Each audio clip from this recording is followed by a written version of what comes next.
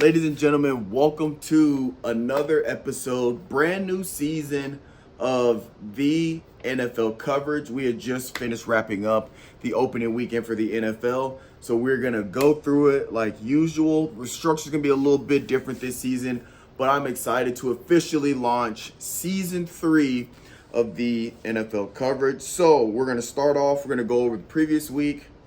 Then we're going to go over the standings as of right now. Obviously, it's game 1, so it's either 1-0 or 0-1.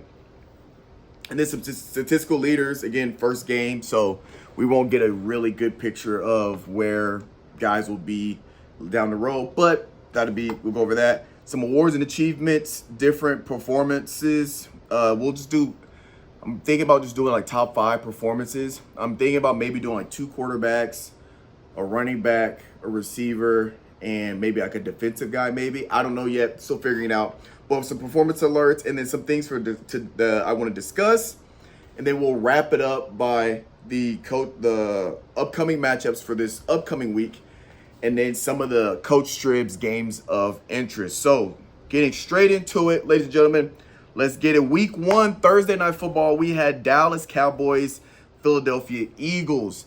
Dallas Cowboys, Philadelphia Eagles, pretty exciting game in terms of leading up to the game, and it was a pretty kind of well fought fight. Dallas, CeeDee Lamb had some misses there in the game, had some misses or some big time drops there, but the Eagles get it done 24-20. Kansas City Chiefs, LA Chargers, another exciting game. LA Chargers rally up to get a comeback win there in the fourth quarter to take over the Kansas City Chiefs. Justin Herbert played phenomenal. And then Sunday, we got Tampa Bay Buccaneers beat the Falcons 23-0. Steelers, which we'll talk about that a little later. Steelers beat the Jets 34-32. Miami Dolphins lose to the Colts 33-8. Jacksonville Jaguars beat the Panthers 26-10. Commanders beat the Giants 21-6. Cardinals beat the Saints 20-13. Bengals barely beat the Browns 17-6. Raiders beat the Patriots 20-13. 49ers beat the Seahawks 17-13. Broncos beat the Titans 20-12. Green Bay Packers beat the Lions 27-13. Rams beat Houston Texans. Almost said Rockets. Rams beat the Texans 14-9. Buffalo Bills beat the Ravens. Came down to a field goal. One of the most exciting games this past weekend, 100%. Buffalo Bills beat the Ravens 41-40. We'll talk about that game a little bit more. And Vikings beat the Bears 27-24. For the most part, fairly low-scoring game earlier on, week 1. Maybe like 2 or 3 high-scoring games. The rest are pretty low-scoring games, which I'm not sure if it's the offenses are coming out and just. I know for some games like the Titans, which again we'll talk about that. Titans, just a bunch of missed opportunities for for Dallas, a bunch of missed opportunities. So I don't know if it's that offensive kicking themselves in the foot or really good defense being played. Obviously, it's probably a combination of both. Standings. Let's go straight into it. AFC East, Buffalo Bills, number 1. New York Jets, number 2. Patriots, 3. Dolphins, 4. AFC North, Bengals, 1. Steelers, 2. Ravens, 3. Browns are 4. AFC South, Colts are 1. Jags are 2. Texans are 3. Titans are 4. AFC West, Chargers, 1. Broncos, 2. Raiders, 3. Chiefs, 4. In the NFC East, we got Commanders at 1. Eagles at 2. Dallas at 3. Giants at 4. NFC North, Packers at 1. Vikings at 2. Bears at 3. Lions at 4. NFC South, Bucks at 1, Panthers at 2, Saints at 3, Falcons at 4. NFC West, 49ers at 1, Cardinals at 2, Rams at 3, and Seahawks are at 4. Statistical leaders, passing yards, Josh Allen, 394 yards. That's from one game. All right, it's one game, almost 400 yards passing. Passing touchdown, Aaron Rodgers with 4.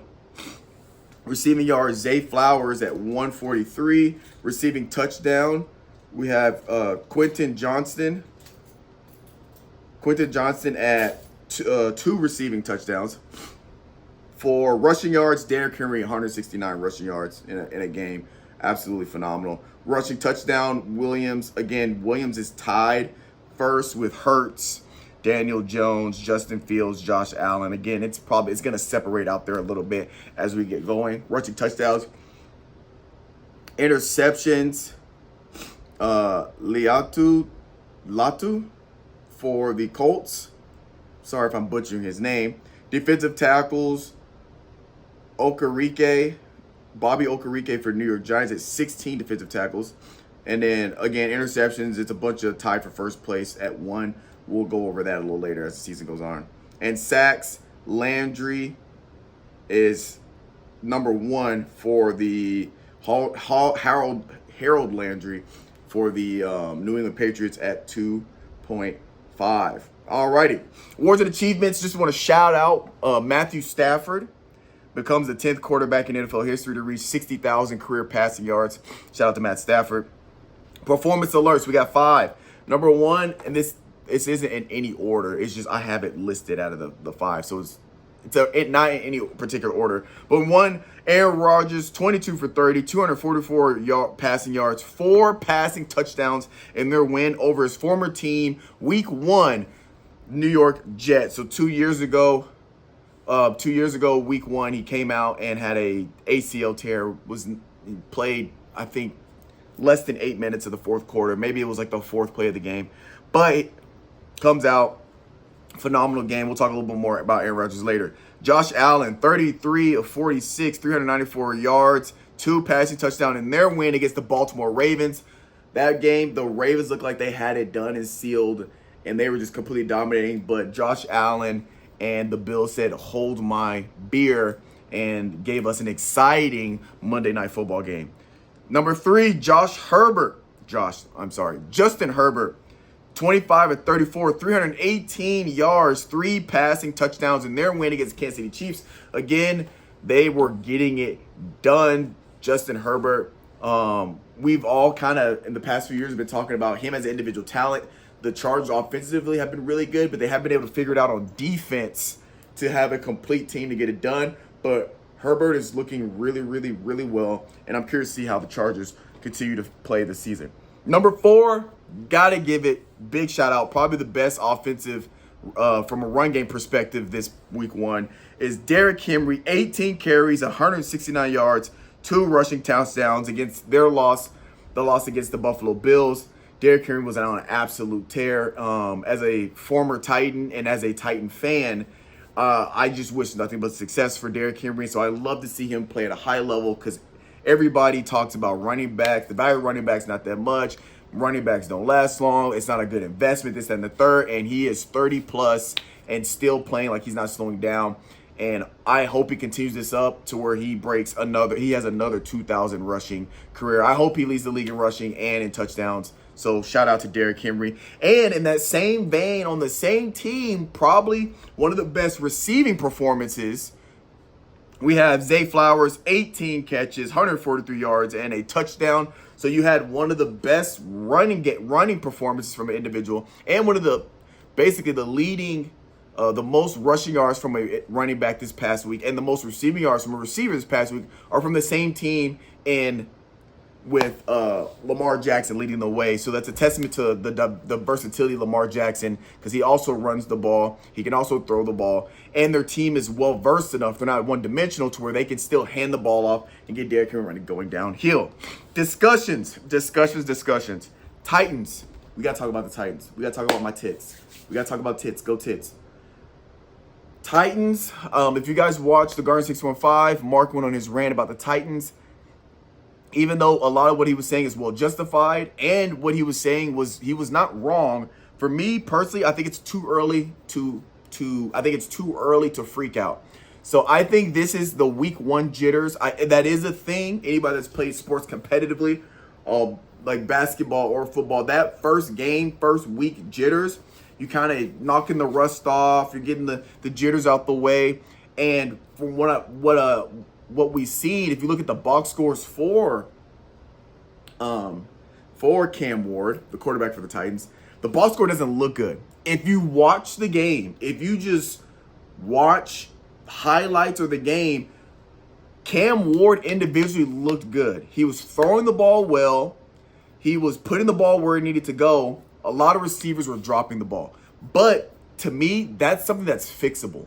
You also got the Broncos is one of the best defenses. In my opinion, I think they will finish top 5. That's also another discussion we'll have.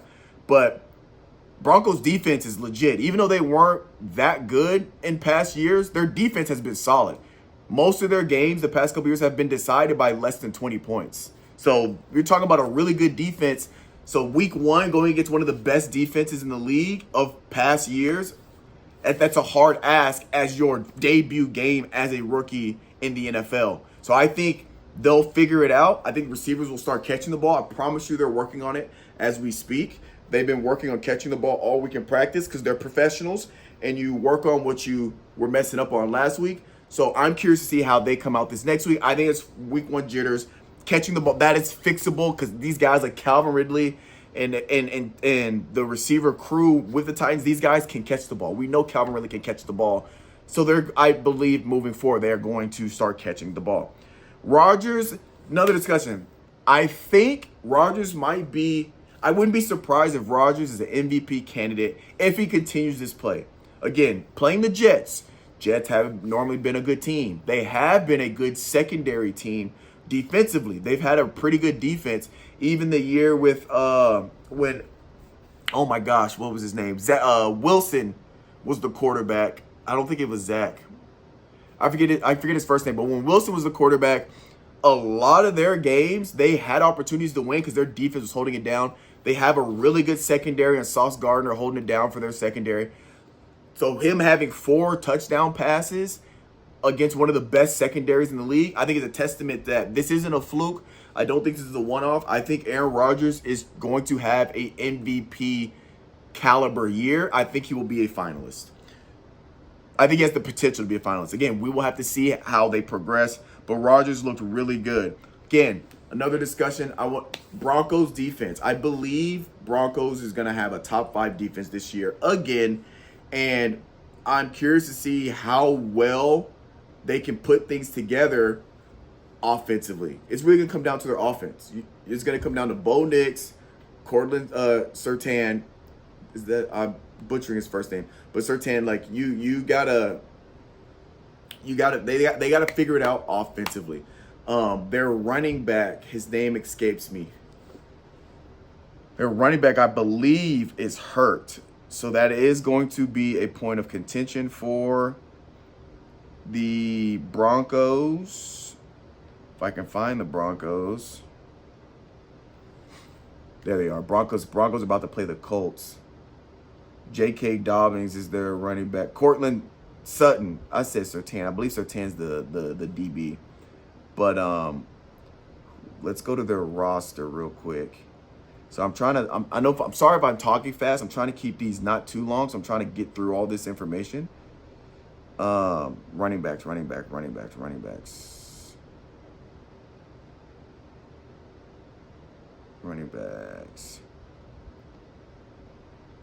Then they don't have who I think they have then. But anyway, they gotta figure it out. But moving on, I think they'll have a top 5 defense. Second one, can Dallas figure out the defense? Obviously, they lose Michael Parsons late in the pretty much late into the offseason. We're talking about in the middle of camp, right before the season started. And I think Micah had like a week and a half maybe with being on the defense. And I don't think he played in a lot of snaps because of, you got to get acclimated. So you lose your key piece on the defense, right? They pick up Kenny Clark, who's a edge rusher from Green Bay. She had, I believe, a sack. I believe he had a sack in the game against the Eagles. But the problem with losing Mike is the versatility. Not only is he a dog, not only is he an athlete, not only is he a monster and he's an absolute problem, you got to double team him.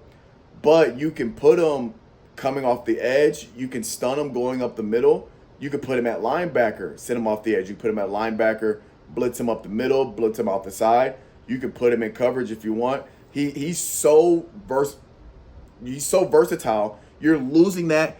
Can the defense figure it out without Micah Parsons?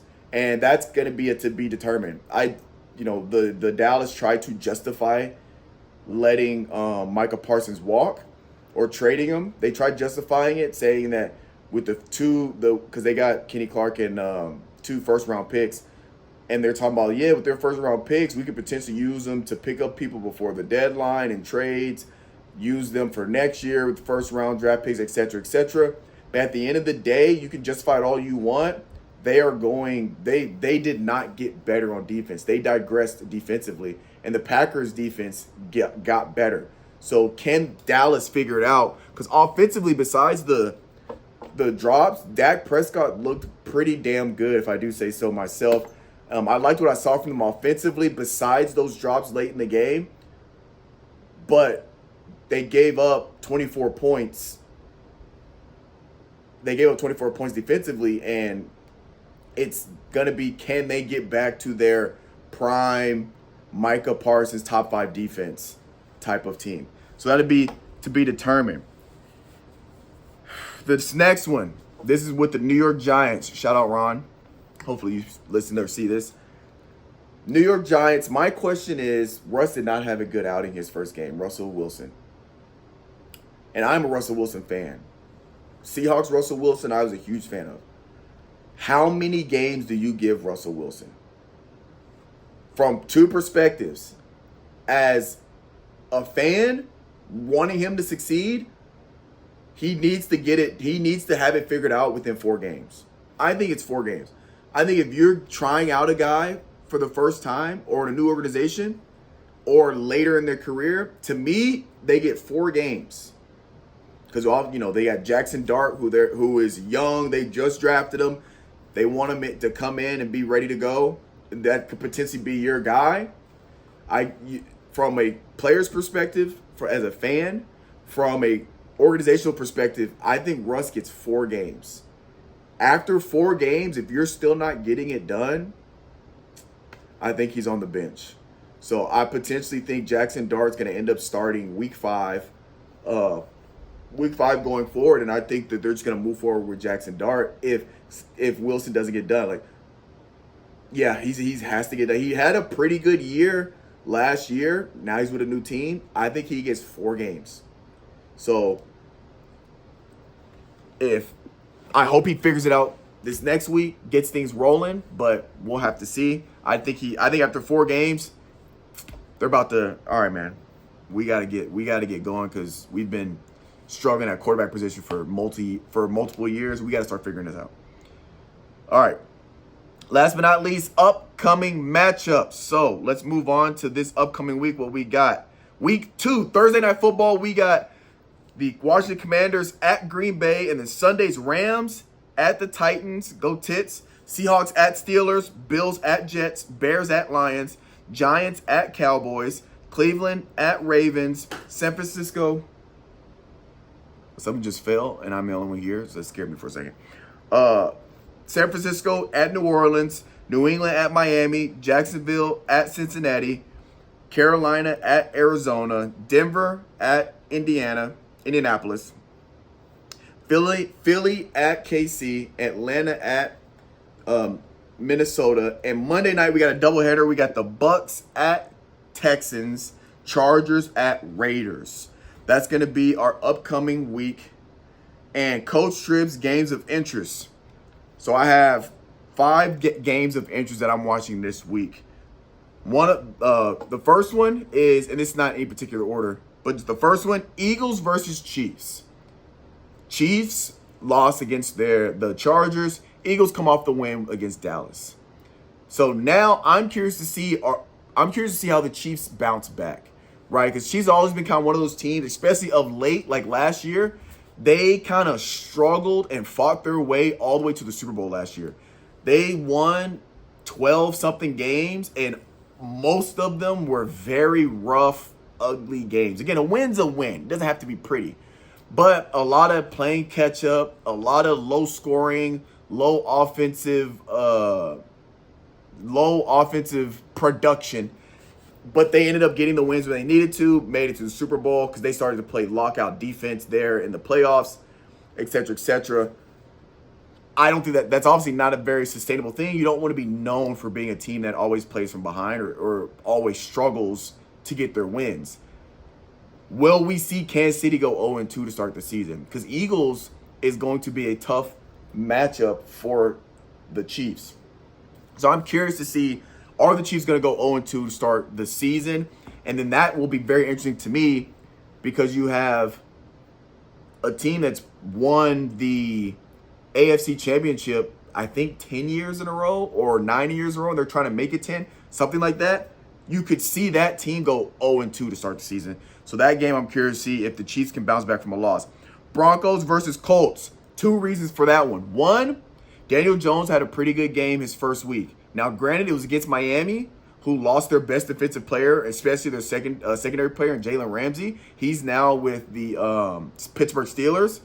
So he had a good game passing-wise, but you're talking about one of the worst secondaries, probably going to be one of the worst defenses in the league by the end of the season. So I want to see against this Broncos defense, what is Daniel Jones talking about? He's with a new organization, clean slate. They bought into him. He's QB number 1 because Anthony Richardson is hurt. He's out. So you're the guy. As of right now, you're the guy. Okay? They're giving you the key to the city or the organization for right now because you're their option. You're pretty much their only option. They have backups, but Daniel Jones is the most established guy they have. They need him to come out and play. So he had a good game week 1. Can he keep that momentum going forward? Can he do that against the Broncos defense? I think this is going to be his real first test as QB number 1 with the Indianapolis Colts. So I'm curious to see if Daniel Jones can sustain that level of play against a well-respected defense. Again, in my opinion, it's very early to tell, but in my opinion, I think potentially a top 5 defense in the league. That's what I want to see. And from Broncos' perspective, I want to see if that defense is legit. They had the game they had. Oh my gosh, who'd they just play? I just lost it in my head. Broncos.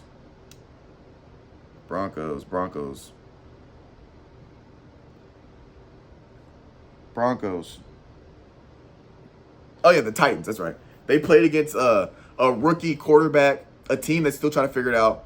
Now I want to see. Okay, you're going against the Colts with a respectable run game. From what we've seen so far, a pretty good passing productivity quarterback. Is the defense legit? Let's see what you do against a more respected, as much as it hurts me to say, the Colts might be a more respectable offense from top to bottom than the Titans. That's what I wanted to see there. Next, Ravens-Browns. For the Ravens-Browns, I just want to see the Ravens, can they bounce back? With these high-powered teams like the Bills, Chiefs, Eagles, Ravens, etc., when they lose week 1, I want to see, can they bounce back and win week 2? Because if they don't, you're going 0-2. Now you're going into the third game trying to get your first win. And then at that point, it's like, okay, you could potentially go 0-3. You lose that one. Now you potentially go 0-4. Now, it becomes a slippery slope. You're down into week 6, 1-5. And you're trying to figure out what happened, right? I'm curious to see, can the Ravens not only come out and dominate, but can they finish? They dominated the Bills, but they didn't finish, and that's why they lost by 1 point. Can they come out, keep the high productive run game, keep the high production passing game, and finish the game? That's what I'm looking for there. Steelers, Seahawks. That's a game of interest because I want to see Aaron Rodgers again.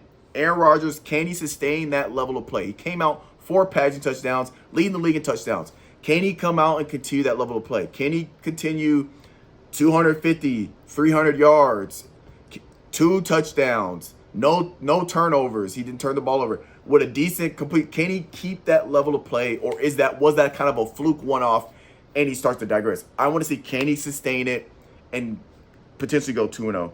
Last but not least, Lions and Bears.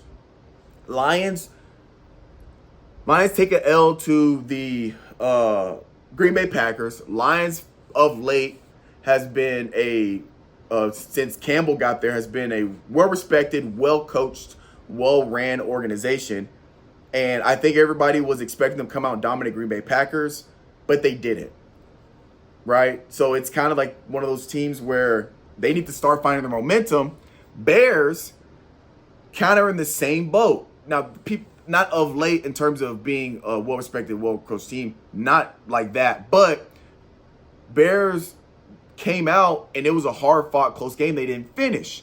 Now, Caleb's, I don't want to say he's on the hot seat, but people are looking to Caleb like, hey, we've given you time to kind of grow. When are you gonna start kicking into high gear? We need you to start being our franchise face of the team, which he's trying to be, but he's got to come out and show that he can win games. And it's gonna be Lions, Browns. Somebody's gonna end up going 0-2, and somebody's gonna be looking a little rough. Because I believe the Lions got a new head coach. Not the Lions. I believe the Lions got a new offensive coordinator. So that also might be something to look for there. But from a quarterback's perspective, whoever lose this one, I think people start to panic.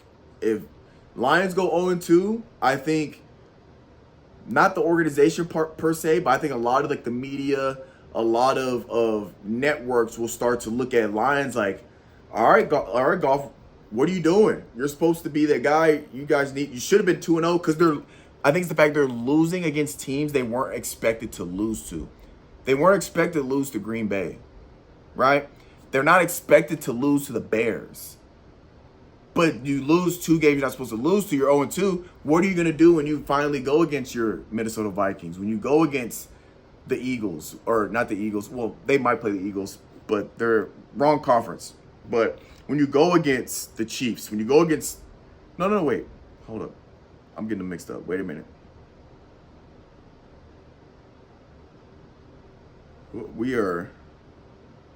Lions are in the... Yeah, they're in the NFC. So when you go against Commanders, Eagles, when you go against the Buccaneers, when you go against these high-powered teams, what are we supposed to do there? So I think that's a lot of questioning that's been going on. And then I think people are just waiting for Caleb to like start showing up. Not saying he's not showing up, but to start putting together a coherent game from quarter 1 to quarter 4, finish and start getting dubs against respectable teams like the Lions. I think Bears are going to gain a lot of confidence if they get a win against the Lions. But that's going to be it. I'm sorry this episode seem a bit longer. I'm going to try to go through all this stuff, but there's so much to talk about. But I'm excited to get going, the NFL coverage. That's going to be all for this episode, and I will catch you guys next week. Deuces.